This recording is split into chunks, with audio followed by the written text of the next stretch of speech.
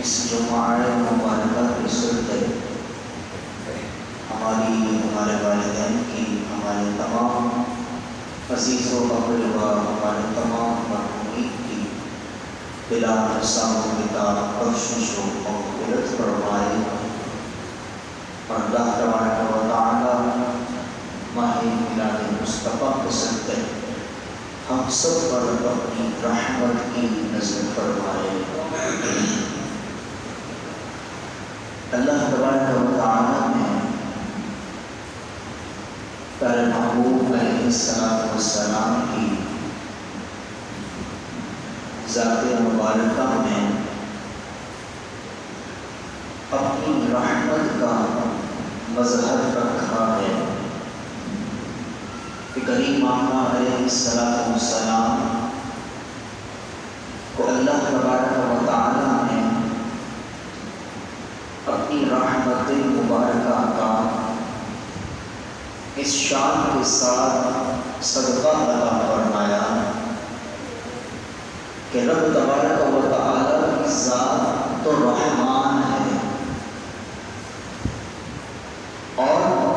کریم آقا علیہ السلام کو اللہ تبارک و تعالی نے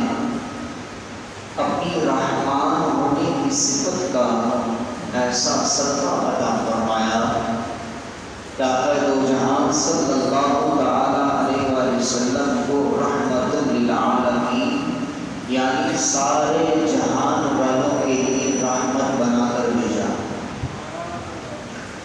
کریم آقا علیہ السلام کی رحمت ہی کا صدقہ ہے کہ اللہ تبارک و تعالی نے گزشتہ امتوں کی نافرمانیوں پر، گزشتہ امتوں کی دین کی راہ سے دوری پر، رب تبارک و تعالی کی ناراضگی پر، رب تبارک و تعالی کے محبوب بندوں جن کو اللہ تعالی نے نبوت کا صحرا سجا کر ان کی طرف مبعوث فرمایا، تو ان حضرات نے، ان امتوں نے جب انہیں نبی ماننے سے انکار کیا،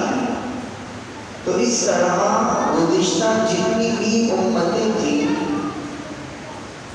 وہ جب رب تبارک و تعالی کی ناراضگی کی انتہا کو پہنچ جاتے ہیں تو اللہ تبارک و تعالی ان امتوں کو تباہ و برباد فرما دیا کرتا، پوری کی پوری بستی، پوری کی پوری امتیں ہلاک ہو گئی۔ جو اللہ اور اس کے رسول صلی اللہ علیہ وسلم کی بارگاہ سے امت محبوب کو صدقہ ملا ہے، وہ کریم آقا علیہ السلام کی رحمت کا، شان کا صدقہ یہ ہے کہ امت محبوب صلی اللہ علیہ وسلم میں ہی نافرمانیاں جاری ہیں، رب تعالیٰ کی ناراضگی والے کام کیے جاتے ہیں، لیکن پھر بھی اجتماعی طور پر عذاب نہیں آ رہا کہ اللہ تعالیٰ کا ایک ساتھ ہی عذاب آئے اور سارے کے سارے ہلاک کر دیے جائیں۔ یہاں دو جہان صلی اللہ علیہ وسلم کی رحمت ہی کا صدقہ ہے جو آج تک اور تا قیامت تک عالم میں بڑھتا رہے گا۔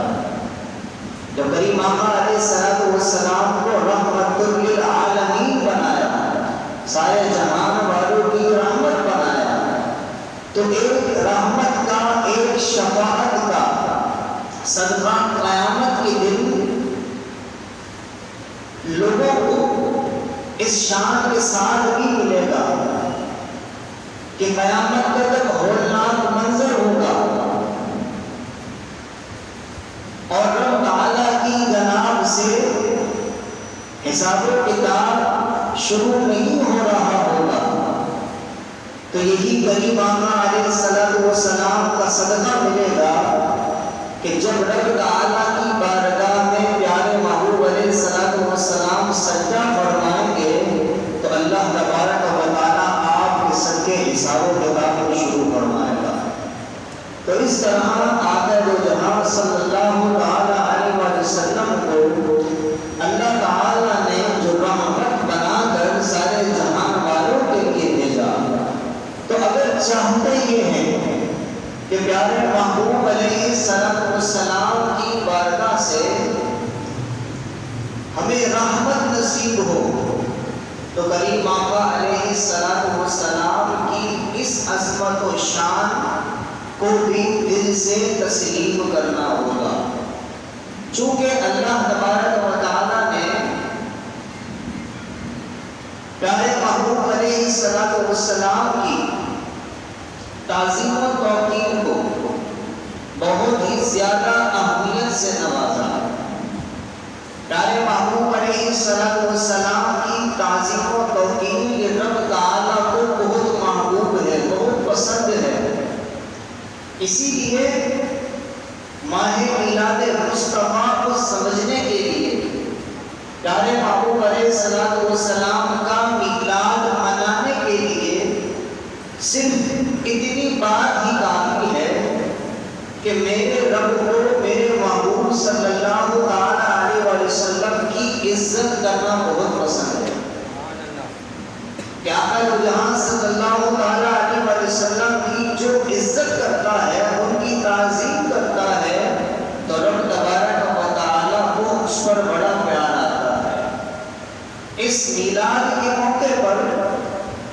ایک حدیث پاک جو بہت خصوصیت کے ساتھ بیان کی جاتی ہے۔ ویسے تو گزشتہ جمعہ المبارک میں آپ نے مختلف اعتراضات کے جوابات کی ملاحظہ فرمائے تھے، تو اسی ضمن میں ایک سب سے اہم بات یہی ہے کہ انسان صرف یہ تصور کر رہے کہ میں میلاد مصطفیٰ اس لیے منا رہا ہوں کہ اس میں میرے آقا صلی اللہ علیہ وسلم کا نام اونچا ہوگا۔ ظاہر سی بات ہے کہ میلاد مصطفیٰ کے اس موقع پر جہاں جہاں محفل میلاد اور جلوس میلاد کا انعقاد کیا جاتا ہے، وہاں کسی بھی بزرگ کا نعرہ نہیں لگتا، وہاں کسی کا بھی نعرہ نہیں لگتا سوائے نبی کے نعرے میں۔ ہر جگہ یہی نعرہ لگ رہا ہوتا ہے، سرکار کی آمد مرحبا، دلدار کی آمد مرحبا۔ تو پیارے محبوب علیہ السلام کی دنیا میں تشریف آوری اور رب تعالیٰ نے جو ایسی عظیم ہمیں نعمت عطا فرمائی، تو اس نعمت کے ملنے پر ہم رب تعالیٰ کا اس انداز سے شکر ادا کر رہے ہوتے ہیں کہ مولا تیرا کرم ہے کہ تو نے ہمیں اپنا محبوب عطا فرمایا۔ انسان کی جو پسندیدہ چیز ہوتی ہے وہ کسی کو دیتا نہیں ہے، بلکہ اپنے پاس سنبھال کے رکھتا ہے۔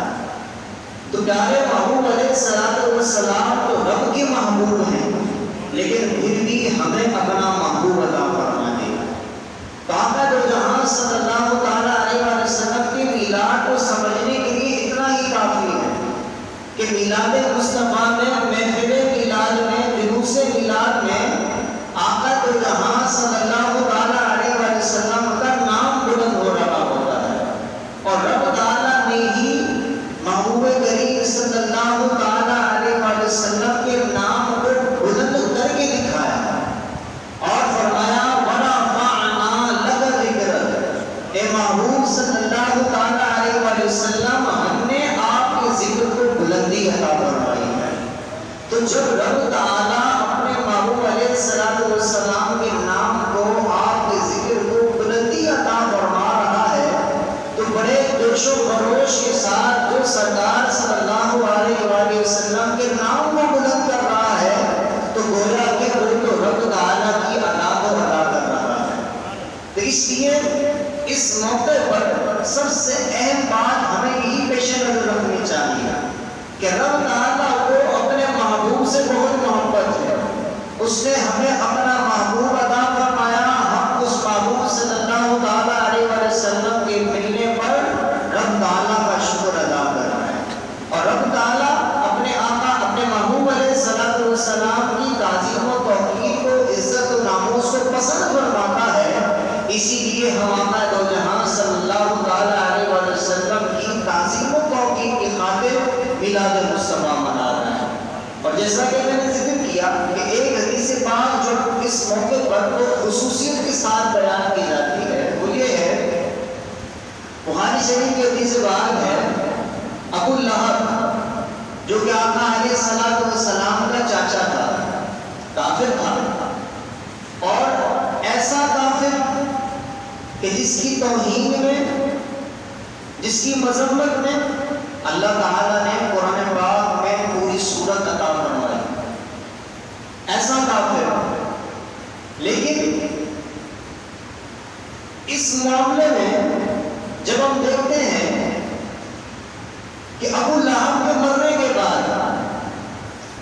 اس کے گھر والوں میں سے کسی نے خواب میں دیکھا، اور یہ بخاری شریف کی حدیث سے بات ہے، ابو لہب کو خواب میں اس کے گھر والوں میں سے کسی نے دیکھا اور پوچھا کہ کیا گزری، کیسا پایا؟ تو ابو لہب نے جو جواب دیا، اس جواب میں یہ بات شامل ہے کہ دنیا سے جہنم میں داخل ہو کر کوئی بھلائی نہیں پائی، کوئی خیر نہیں پائی، لیکن اس انگلی کے اشارے سے میں نے اپنی لونڈی سہیبہ کو آزاد کیا تھا، اس کی وجہ سے مجھے جہنم میں راحت پہنچائی جاتی ہے، مجھے تسکین پہنچائی جاتی ہے۔ تو اب اس کے پیچھے بات کیا ہے؟ سہیبہ لونڈی کو آزاد کرنے پر رب تعالیٰ جہنم کے اندر کافر کو فائدہ کیوں پہنچا رہا ہے؟ دراصل بات یہ ہے کہ جب سہیبہ لونڈی نے ابو لہب کو یہ خبر دی آ کر کہ آپ کے بھائی عبداللہ کے گھر بیٹے کی ولادت ہوئی ہے، آپ کا بھتیجا پیدا ہوا ہے، اس بھتیجے کی خوشخبری ملنے پر ابو لہب نے اپنی اس سہیبہ لونڈی کو اشارہ کیا کہ تو آج سے آزاد ہے۔ تو یہ اشارہ کرنا تھا تو اس کے بھتیجے کی خوشخبری کے لیے، کسی کو اس وقت پتا نہ تھا کہ یہ محبوب سرور کائنات ہیں، یہ اللہ کے محبوب ہیں، یہ آخری نبی ہیں۔ اس ابو لہب نے بھتیجے کی خوشی منا کر کافر ہو کر جہنم میں فائدہ پایا، تو ہم تو اپنے نبی کا میلاد مناتے ہیں، ہم کو بھتیجا سمجھ کر نہیں، کوئی رشتہ داری سمجھ کر نہیں، بس ہمارا تو رشتہ یہی ہے کہ آقا علیہ السلام کہ ہم امتی ہونے کا شرف پا چکے ہیں۔ یہ شرف بھی وہ شرف، یہ خوشبختی بھی وہ خوشبختی کہ انبیاء کرام علیہ السلام میں سے حضرت عیسیٰ علیہ السلام بھی اس امت کا حصہ بنے گے، جو نبوت کے اعزاز کو پا چکے، ان کا نبوت کا اعزاز ملنا ان کے لیے کافی تھا، لیکن امت محبوب کی شان یہ ہے، پیارے محبوب علیہ السلام کی امت کی شان یہ ہے کہ جو اس امت میں شامل ہو جاتا ہے، رب تبارک و تعالیٰ اس کی شان و عظمت کو بڑھا دیتا ہے۔ تو ایسی امت میں اللہ تعالیٰ نے ہمیں شامل ہونے کا شرف عطا فرمایا، ایسا محبوب عطا فرما کر ہمیں دنیا سے مبتعد کر دیا، تو ہم ایسے آقا علیہ السلام کا میلاد بالکل نہ منائیں۔ تو نصیب کی بات ہے، کوئی ابھی تک دلیلوں میں الجھا ہوا ہے، کوئی ابھی تک